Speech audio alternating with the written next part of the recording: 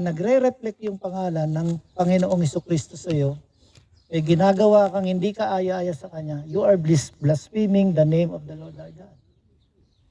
Okay, pang-apat, ano yung number 4? Thou shalt make the Sabbath holy. Sabi nga na, you shall make the Sabbath holy. Maging banal. Okay? You shall not work on the 7th day. You, your wife, your children, the cattle within you, the aliens within you, yung mga bisita ninyo, they should not work on the 7th day. For I, the Lord your God, have worked 6 days, and on the 7th day I rested. I make it holy. Kung pinagtatrabaho ka, na ikapitong araw, at kailangan naman talaga. Siguro hindi natin pwedeng husgahan na huwag ka pumasok. Pumasok ka. Pero nasasarapan ka na sa pagpasok tuwing ikapitong araw para lumaki yung kita mo. Ibang klase na yun. Okay? Yung kahit wala kang gagawin, gusto mo pumasok ng Biyernes, pandagdag lang sa kita, iba yun. Yung may kakatagpuin ka sa bata, iba yun. Yung may gagawin ka sa bahay, iba yun. Okay? Kung sino man sa atin gumagawa nun, take a moment of your time, confess your sins to the Lord, bibigay ka naman niya eh. 1 John 1:9, hingi mo ng tawad, Panginoon, nakapasok po ako ng Biyernes, ikapitong araw, patawarin mo po ako. Patawarin ka ng Panginoon. Pero kung paulit-ulit mong gagawin yun, itanungin mo na yung sarili mo kung patatawarin ka nga. Merong isang kwento, kinuwento ko to sa nag-change oil. Okay. Sa inyo, naibahagi ko na rin to, paulit-ulit. Tungkol sa merong isang milyonaryo, malaki yung ari-arian niya. Okay, napakayaman nito, may kotse siya. Okay. Doon sa harapan ng gate niya, merong pulubi. So, nadaanan niya yung pulubi. Sabi niya, driver, sandali lang. Bumaba ngayon siya. Sabi niya, kawawa naman itong pulubi. Sige, mauna ka na, driver, doon sa loob. Kinuha siyang sako, binitbit niya. Okay? Mabigat. Ang sabi niya doon sa namamalimos, may ibibigay ako sa iyo para hindi ka na maghihirap. Okay? So, ang pulubi nito, gusgusin, nakatapak. Okay? Parang taong grasa. So, dumukot po ng laman doon sa sako yung milyonaryo. Binigay niya po kapra-kaprasong ginto, binigay niya doon sa pulubi. Binigyan niya ng 6 na gintong bara yung pulubi. O yan, di ka na maghihirap niyan. Okay? So, maglalakad-lakad muna ako, exercise. Dala-dala niya yung sako. Okay? Nakita nung pulubi, meron pang laman yung sako. May laman pa isa. Okay, sabi niya, dahan-dahan niya ngayon sinundan yung milyonaryo. Nung makalayo-layo na, ang ginawa niya sa milyonaryo, hinampas niya sa ulo. Tapos kinuha niya yung laman ng sako na isa. Pero binigyan na siya ng 6. Kung kayo po magiging judge, anong gusto niyong hatol doon sa pulubi? Namatay po yung milyonaryo. Wala. Hindi, di ba po, hindi lang siya masama? Sobrang sama. Di ba? O yung banda rito, yung sa dweller, ilang taon gusto niyong hatol sa kanya? Habang buhay. O yung number 2, group 2. Ha? Patawarin daw yan. Group 3. Ang gusto nyo hatol sa kanya? Ipapulis. O group number, ano na ba? 5? Number 4. Ibitin pati balik. O bitin daw ng patiwarik. Number 5. Grabe, mga sentensya. Latiguin daw. Alam niyo po, meron ding bumanggit. Sabi nila, ipakain daw yung sa maraming langgam, ilagay dun. Para hindi siya mamatay, magdusa siya ng dahil sobra yung ginawa niya eh. Ganun po ang ginagawa natin kapag lumiliban tayo. Ginagawa natin yung kagustuhan na binigay na sa atin ng Panginoon yung 6 na araw. Kukunin mo pa yung isa. Eh dapat sa'yo habang buhay, di ba? Yan yung mga sentensya nyo eh. Ibitin pati Ibitin ng patiwari. Hindi ako nagsabi no, kayo. Binigyan ka ng 6 na araw, kukunin mo pa yung isa. Hindi ako absent ha. Ang kapal mo naman. Sa amin, ipapupulis lang. Di ba? Tapos pag natanggal ka sa trabaho, iiyak-iyak ka. Okay? Okay? Sabihan na tayo ng ating Panginoon, no?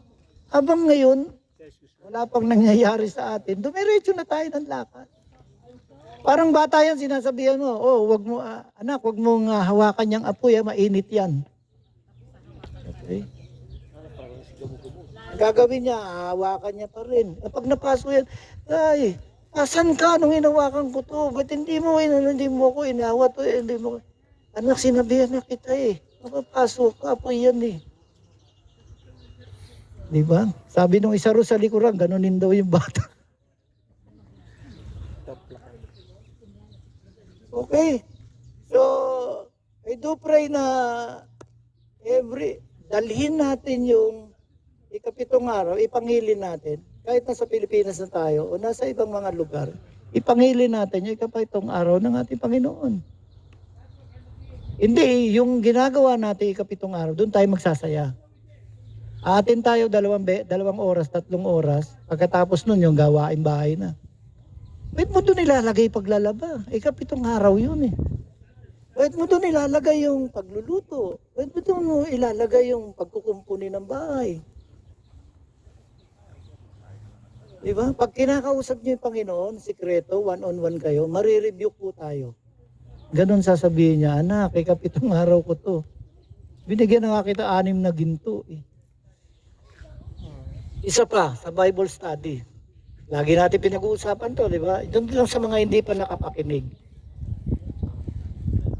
Nung kakatulan ng Panginoong Jesucristo, sabi ni Pilato, mamili kayo. Okay? Si Jesus o si Barabas? Sino ba pipiliin nyo? Jesus. Okay, may nagsabi rin Barabas, may nagsabing Jesus. Okay? Pero pag Kristiyano, tatanungin mo, Jesus o Barabas, sabihin niya Jesus, di ba?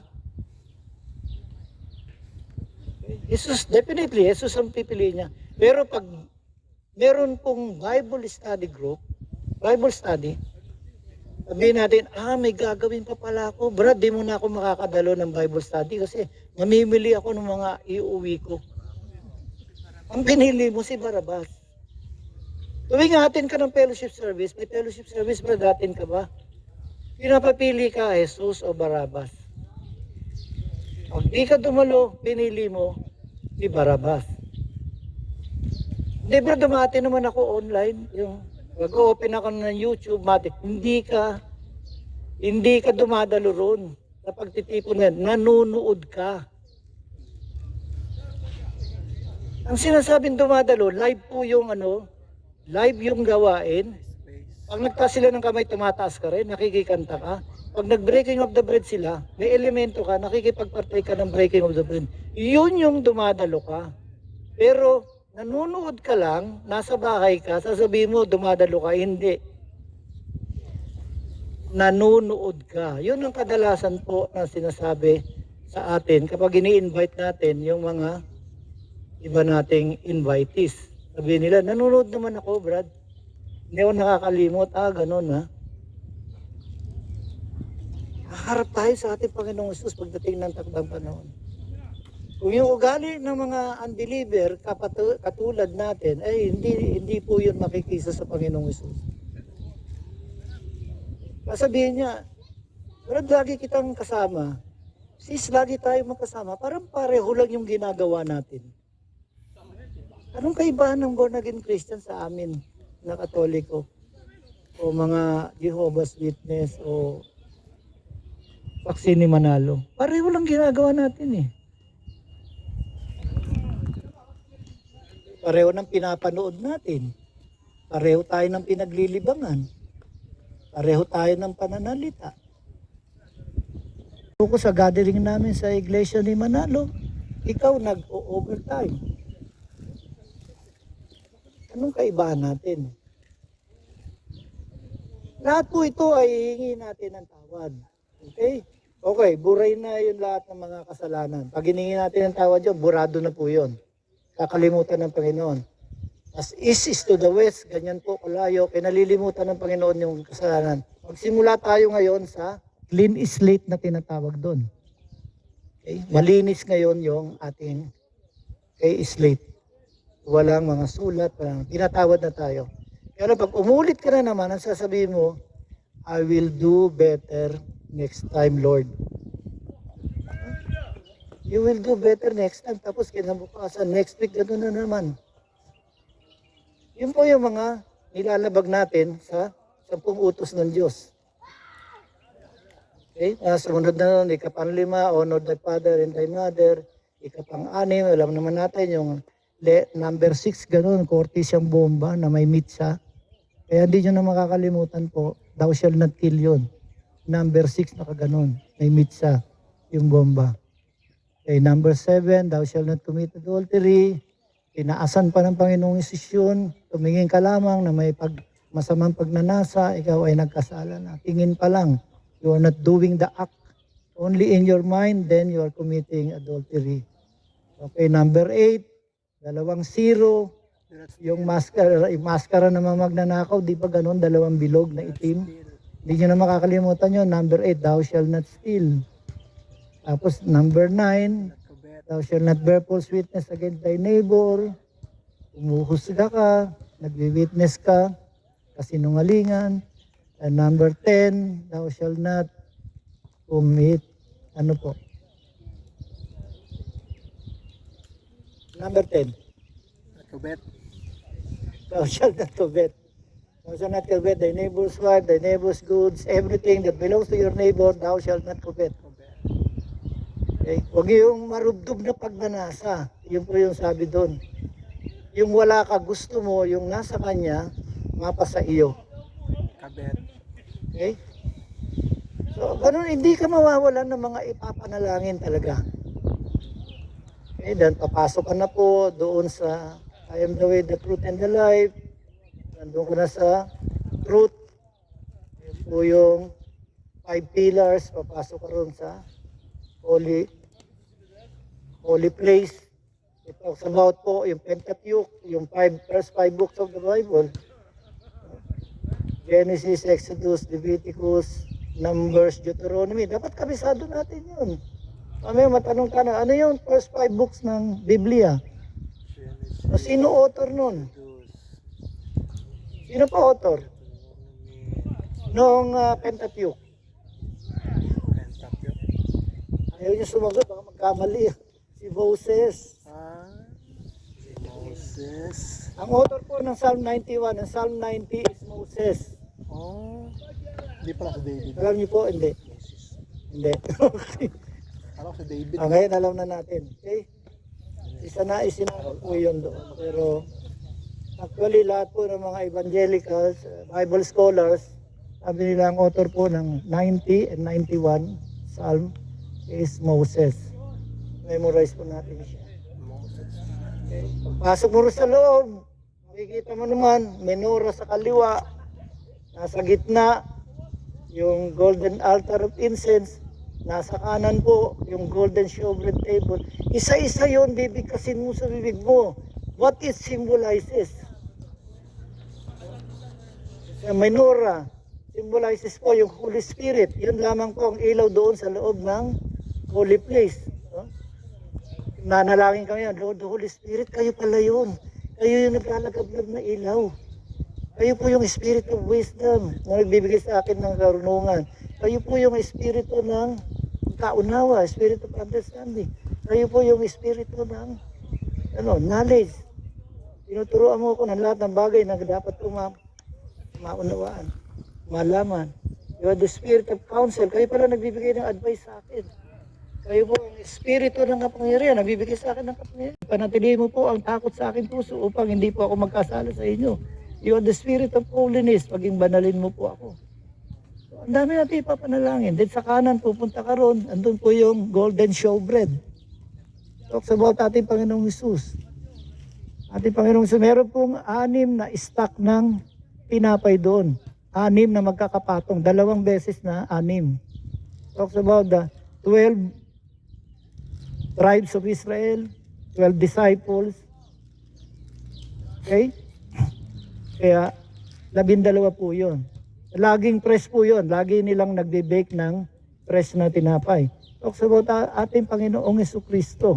The bread of life, the bread that comes down from heaven, the giver of life, giver of eternal life, giver of living water. Sasabihin po natin na bibigkasin po natin lahat yun. Okay? Lord, you are the risen Lord. You are the written word. You are the Logos. In the beginning, you are the Word. You are with God. You are God. Lahat po yun, babanggitin natin. And your Bible is the written word. Okay? Ando ka na, punta ka naman doon sa gitnang-gitna. Ginto po yun, yung pausukan ng insenso. Sa pausukan ng insenso po, umusok po yun. Talks about po sa Revelations, yung pong panalangin ng mga binanal. Luluhod ka na ngayon doon. Okay? At para sa akin po, ang pinananalangin ko ron ay yung Lord's Prayer. Yung tinuro natin noon. Dapat memorize po natin. The Lord's Prayer. Our Father who art in heaven, hallowed be thy name. Doon na po yun. I-expound mo ngayon yun. Okay? And pagkatapos po noon, tatahimik ka, papasok ka na roon sa tela. No? The veil. Sabi po ron, the way, the truth, and the life. So yung life ang ating Panginoong Jesucristo, yung pong curtain doon, yung po yung katawan ng ating Panginoong Hesus. Nung nasugatan siya, napako sa krus, nahati po yun from top to bottom. Okay? It depicts po na ang nag-initiate nung paglapit natin sa Ama, ang Panginoon Diyos. Lalapit ka na ngayon doon. Pagdating mo rin sa loob, hindi ka na magsasalita. Tawag po ron sela. Tatahimik ka na. Kukuha ka na ngayon ng revelation sa Panginoon. Yung mga binigkas mong Word of God, kukuha ka ngayon. Kumbaga sa yung Word of God, pagka lagi mo lang siya binibigkas, ano po yun? Bigas. Pagka niluto yun ng banal na Espiritu, pinakain sa yun, tawag po ron rema. Hindi ka pwedeng nagbabasa ka lang, kakainin mo yung bigas. Kailan lulutuin yun ng banal na Espiritu, magkakaroon ng kapayagan sa iyo. Then it will become yung kinakain nating kanin. Pagdating mo puro sa Ark of the Covenant, tahimik ka na. Lumuhod ka na lang. Ang sasabihin mo salita, Ama, magsalita po kayo. O Panginoong Hesus, magsalita po kayo. Nakikinig po ang inyong anak. Sa Old Testament kasi ang sinasabi ni Isaiah, speak Lord, your servant is listening. Binago na yun ng Panginoong Hesus. I do not call you a servant. Sabi niya ganyan. Ama, o Panginoong Hesus, magsalita po kayo, nakikinig po ang inyong anak. Tahimik ka na ngayon doon. So nandoon yung Ark of the Covenant, sa ibabaw nito tawag po ron, mercy seat, may 2 anghel. Nandun po ang ating Panginoon Diyos. Make for me a dwelling place so I can meet you. Sabi niya ganyan, para makausap ko kayo. Pagitan ng 2 anghel. Alam niyo po yan ang pakita kay Moses doon, ang ating Panginoong Jesucristo. Alam niyo sa libingan ng Panginoong Hesus, ilang anghel po nandoon? 2 rin. So, talagang ang Panginoong Hesus po yung pakita doon. At tahimik ka na lang, sa loob ng Ark of the Covenant, nandoon po yung jars of manna, yung umulan na manna, pagkain nila. Then yung budding staff of Aaron. Although putol yung kahoy, matanda na, pero ito ay namumunga pa rin ng almond. Almond tree po yun. Then yung ikapangatlo po, yung tablets of stone, yung po 10 commandments. So sabihin mo ngayon, Lord, I want to see your Shekinah glory. Pag nagliwanag puro ng tawag ron, Shekinah. Doon makakarinig ka na magsasalita ang Panginoon sa iyo. Kaya nyo bang gawin yun? Kausapin ng Panginoon. The very first hour ng ating maghapon, kailangan yung kausapin ng Panginoong Hesus. Hindi yung pagising mo, maglalabas muna ako nung lulutuin. Ayos ko muna yung mga damit ng mga bata. O papainit ako ng tubig. O isasalang ko yung ganito.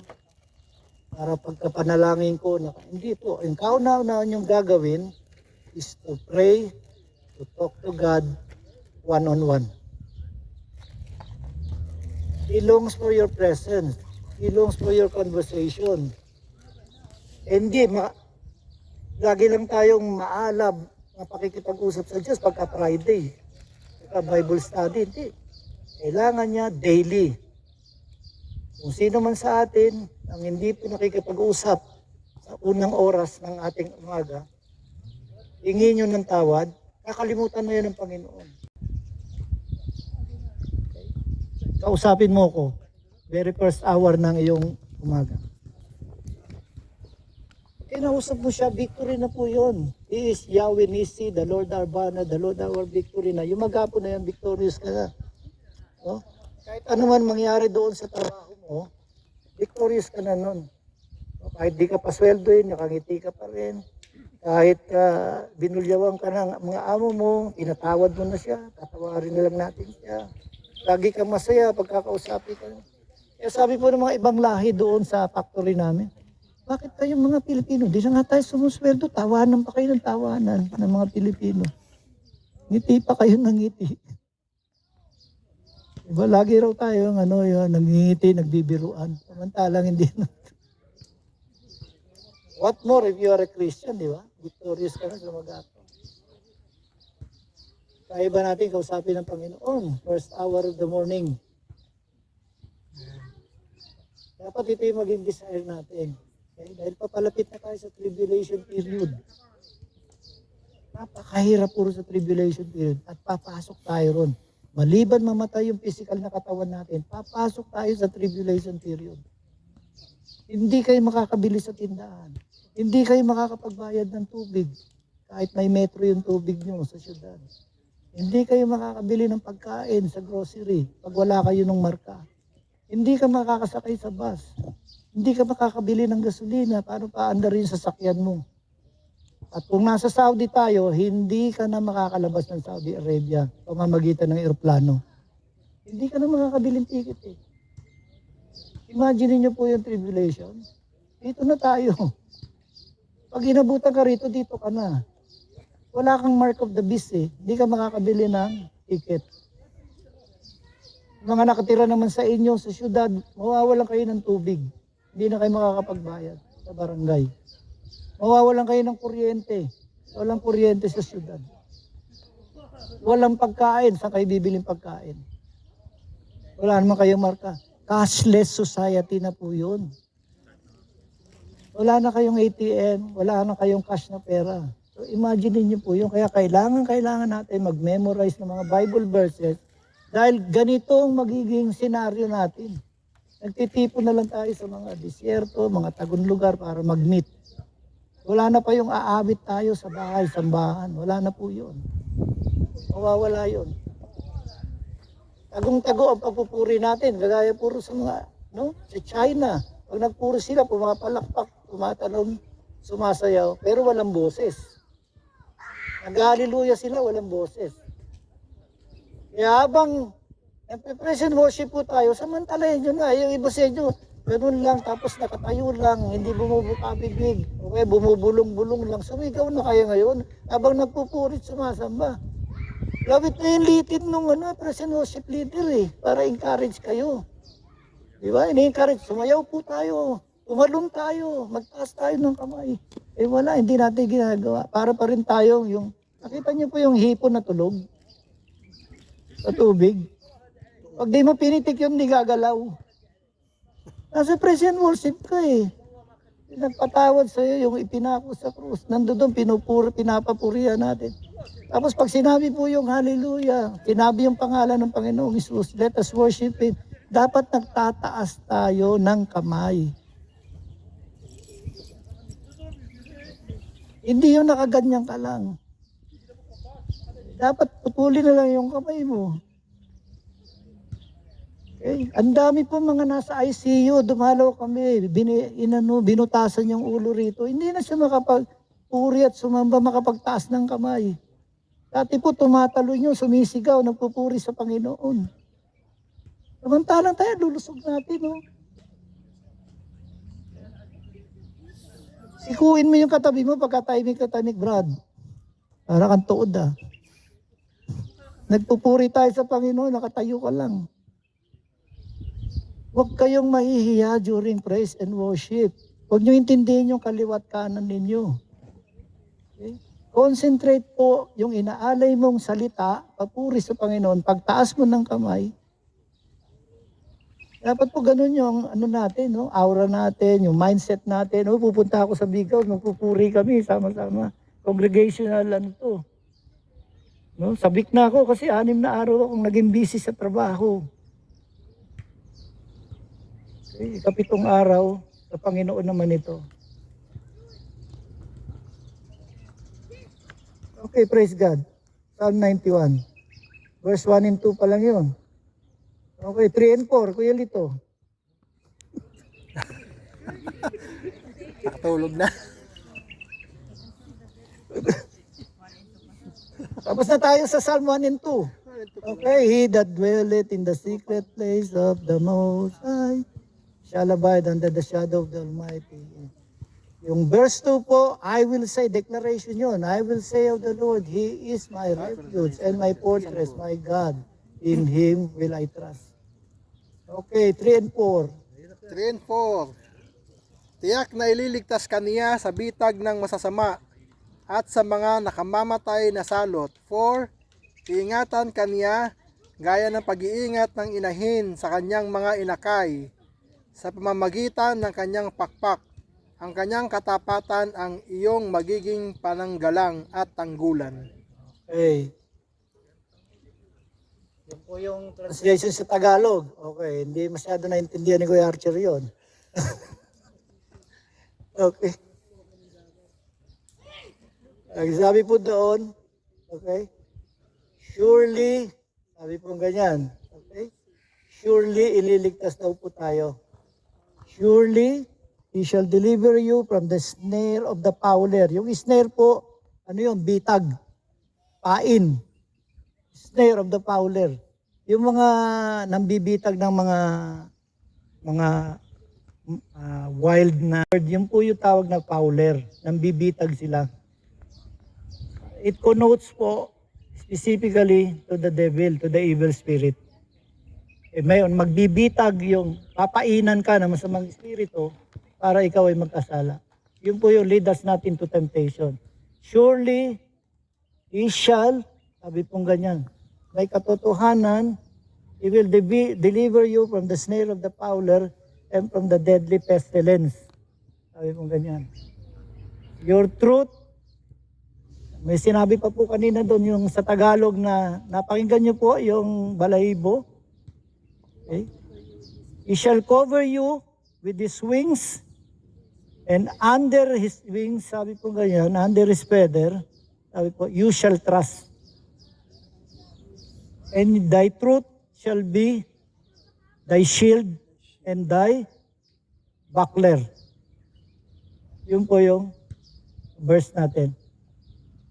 Iingatan tayo sa ilalim ng lilim ng pakpak ng Panginoon.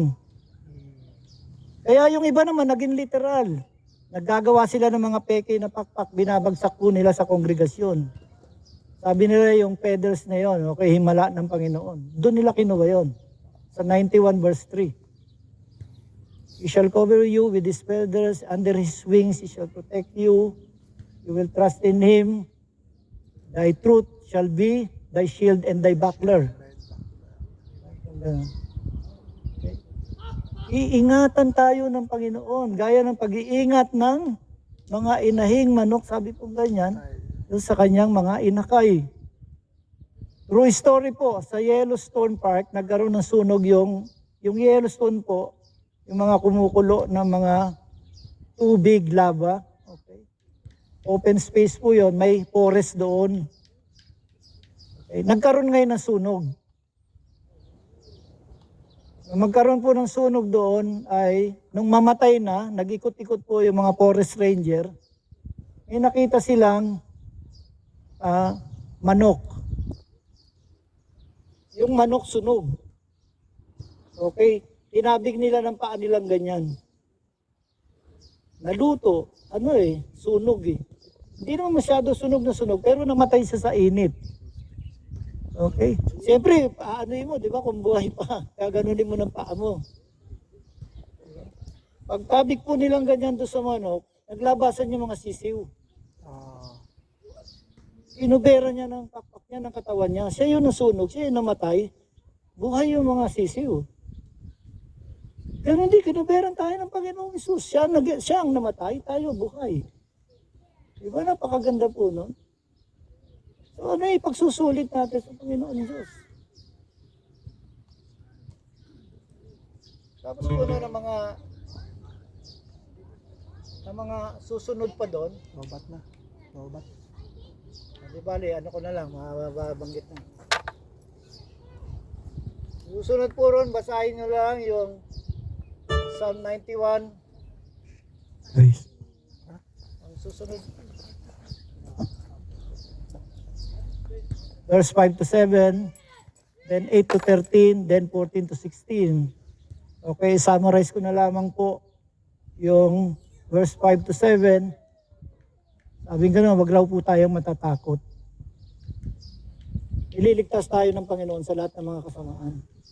We shall not be afraid of the terror by night, nor for the arrows that fly by day. Yung arrows that fly by day ngayon, dito po yung missile. May isang nag-interpret po, missile daw po ito. Even it can be interpreted po yung tukso ng Diablo na parang palaso na pinapana sa atin. You shall not be afraid of the terror by night, nor for the arrows that flies by day, nor for the pestilence that walketh in darkness, nor for the destruction that wasted at noonday. Lahat po ng mga kasamaan na yun, huwag tayo matatakot. Bubuwang daw po ang 1,000 sa ating kaliwa, 1,000 shall fall at your left, at 10,000 at your right hand, but it will not come near you.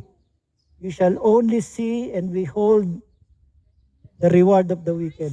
Yung parusa sa mga masasama. Tapos inulit niya na naman po, if you, sabi gano'n. So, conditional po ito. Kung ikaw, gagawin mong refuge. If you make the Lord your refuge, the Most High, ang kataas-taasang Diyos, your habitation, mananahan ka sa kataas-taasang Diyos, then, ito yung mga mangyayari. Binanggit niya na. Verse 9 po yung kung mananahan ka. Ito yung mangyayari, yung verse 10. Okay? Ang verse 10 daw po, walang mangyayari, walang lalapit sa atin ng mga, kagaya ngayon may darating pong peste, kagaya ng COVID-19. Mas malala daw po ito. Niluluto na ito, mangyayari po yan. Mas malala doon sa COVID-19. Para siguro ma-implement nila yung mark of the beast. Okay, so hindi na naman tayo makakalabas ng bahay, hindi ka naman makakabili. At yun yung binanggit kanina ni Sister Eva. Okay, yung Psalm 91. He will give His angels charge over you to keep you from all your ways so that you will not dash your foot against the stone. Ginamit ito ng Diablo, doon po nung tinatakso ang Panginoong Isus. Sige, tumalon ka sa tuktok ng templo. Pag talon mo, hindi ka maaano. Dahil sinabi, God will take charge of you. He will send His angels upang hindi ka masugatan ng iyong talampakan. Even the devil memorize the Bible. What more yung mga anak ng ating Panginoon Diyos, hindi natin memorize yung Biblia. Okay? Kapag nanahan tayo sa ating Panginoon, quiet time ka sa umaga, inuna mo siya, ito yung mangyayari. Yung mga anghel po, iingatan ka. At yung mga anghel, sila yung nagdadala ng request mo sa langit. Hindi yun automatic na nanalangin ka, dinig na ng ating Panginoon. No, biblical po yun, dinadala ng anghel sa langit. Yung sagot mo rin, dadalhin niya naman sa iyo pabalik. Kaya meron po nakapunta sa kalangitan, di natin alam kung totoo o hindi. Pero ang sabi niya, nakapunta ako roon, may nakita akong isang warehouse, ang laki-laki. Pero ang daming parts doon ng katawan ng tao. Walang kumukuha. Sabi niya, ano itong mga parts ng tao na to? May mata, may kamay, may dila, may tenga. Mga part yan ng katawan, pag nanalangin yung mga anak ko sa baba, mababawasan niya, kukunin ng anghel, dadalhin doon. Ay nangangailangan ka ng salapi. Nangangailangan ka ng peace of mind. Andyan yung banal na espiritu.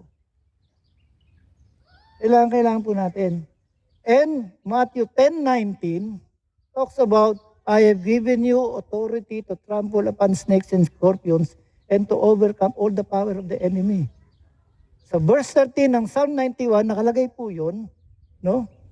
You will tread upon the lion, you will tread upon, okay?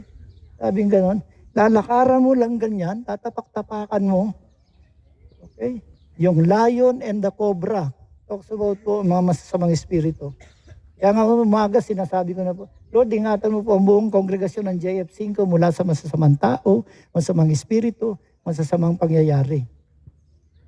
You will tread upon the lions and the cobras, upon the young lions, and the dragon, you shall trample underneath your feet. Yun po yung verse 13.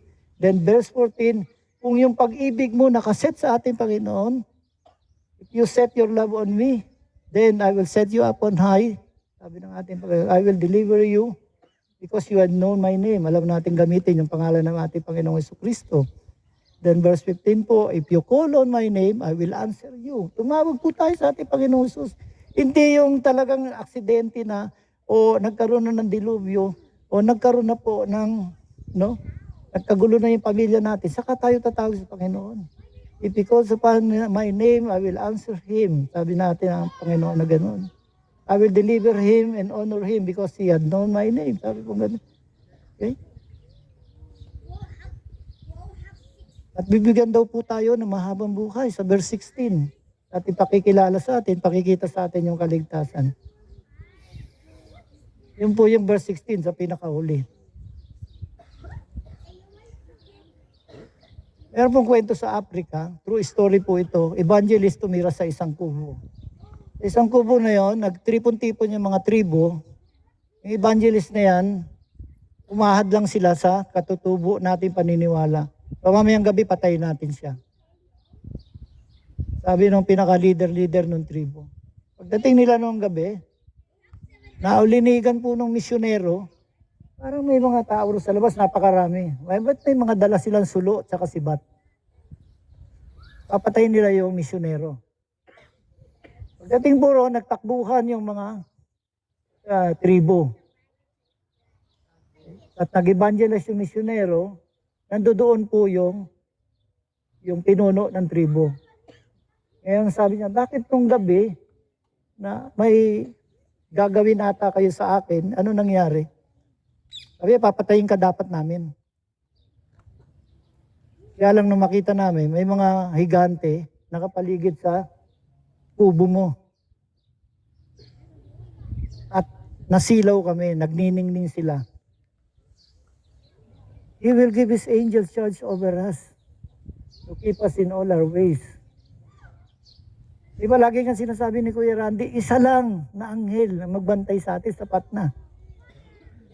Alam niyo, libo-libo yung pinatay po dahil isang anghel lang nung sumugod sila sa Jerusalem. Yun yung nagbabantay sa atin. Kaya i-memorize po natin mga kapatid yung Psalm 91. Napakaikli lang. So i-memorize po natin. Hindi mo namamalayan na may memorize mo siya kung papakinggan mo araw-araw. Tapos sinusulat mo yung verse. So yun po lang yung pag-expound, no? Nung ibig sabihin po nun. Marami pang mga ibang kahulugan, maraming himala ang ating Panginoon. And He's taking this opportunity na gisingin yung ating kamalayan. Mga anak, kausapin nyo naman ako. Mag-end times na eh. Lahat naman kayo nakarinig ng mga pag-aaral sa end times. Bakit ayaw nyo ko kausapin? Diba? Nanay, busy sa anak. Tatay, busy sa pag-drive. Busy sa pagtatrabaho. Ama't ina. Okay? Yung kapatid, busy sa pakikipag-chat sa mga pamilya niya sa Pilipinas. O busy sa panonood. Asan yung time natin pakikipag-usap sa Panginoon? Kaya nga, it should be on the very first hour in the morning. Then during Friday, kung may kakayanan po kayo, magpatulong tayo sa banal na Espiritu, mag-ayuno po tayo. Darating yung panahon talaga na wala nang makakain. Ngayon, kakaayuno mo ng Biyernes, tapos Miyerkules, nag-aayuno ka rin. Pagdating po nang wala nang makain, sisiw na sa inyo. Okay? Wala nang makain. Oh, praise God. Ensayado ko dyan. So, hindi yung kumain ka na ng almusal, panangalian, tapos gutom ka na naman, gusto mo merienda. Okay? Practice po pag-aayuno, Friday. Kung meron pa kayong time, Wednesday. Para masubdue natin itong physical nating healing ng katawan natin. Yun po pinababatid ng ating Panginoon about sa atin. And the Heavenly Father is saying, mga anak, I love you so much. Sukat nga ibinigay ko ang Panginoon ninyong Hesus. Alin pa kaya ang hindi ko may bibigay sa inyo? Kaya lang ang tatamad ninyo akong kausapin. Pag nakipag-usap pa kayo, puro hiling lang. Tapos sinasabi nyo lahat yung mga problema nyo, puro problema, dinadal nyo. Hindi. Okay? Huwag nyo kausapin nyo, ipagpasalamat nyo na. Diba? Command. Sabing ganun. Utusan ninyo. Binalik na sa atin yung kapamahalaan eh. Command. Sakit, umalis ka sa pangalan ng Panginoong Hesus. Sa mga espiritu, umaga pa lang, mag-cast out na po kayo kasi walang gagawin yung masasamang espiritu kundi gawan tayo ng kasamaan.